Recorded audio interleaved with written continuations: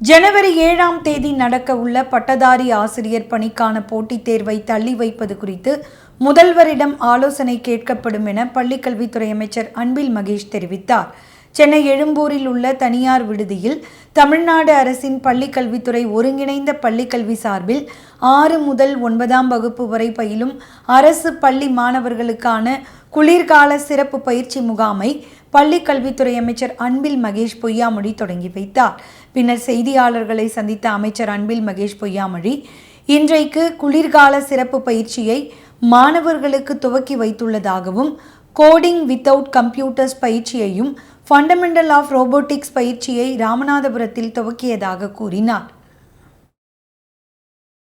Board எக்ஸாமை பொறுத்த வரைக்கும் பார்த்தீங்கன்னா, இந்த தென் மாவட்டத்தில் வந்து ஹாஃப்லி எக்ஸாம்ஸ் வந்து கடைசியாக ஒரு 4 எக்ஸாம் கிட்ட நடத்த முடியாமல் போயிடுச்சு இந்த மழை காலத்தினால.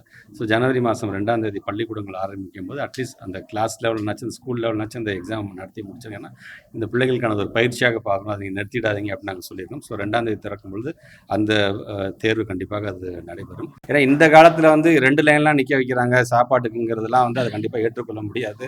அது எந்த விதத்தில் அதை எடுத்திருக்காங்க வந்து we need to study. Because anyway நாங்கள் எங்களோட டிபார்ட்மெண்ட் அதை நான் வந்து ஃபார்வர்ட் பண்ணியிருக்கோம். எங்கள் ஹெச்ஓடிஸ் மீட்டிங்கை நாங்கள் டிஸ்கஸ் பண்ணியிருக்கிறோம் நாங்கள் அதில். ஸோ அந்த மாதிரியான என்னை பொறுத்த வரைக்கும் தமிழ்நாட்டில் அது போன்ற ஒரு பாகுபாடு வந்து கண்டிப்பாக பள்ளிக்கூடத்தில் பார்க்கப்படுவதில்லை.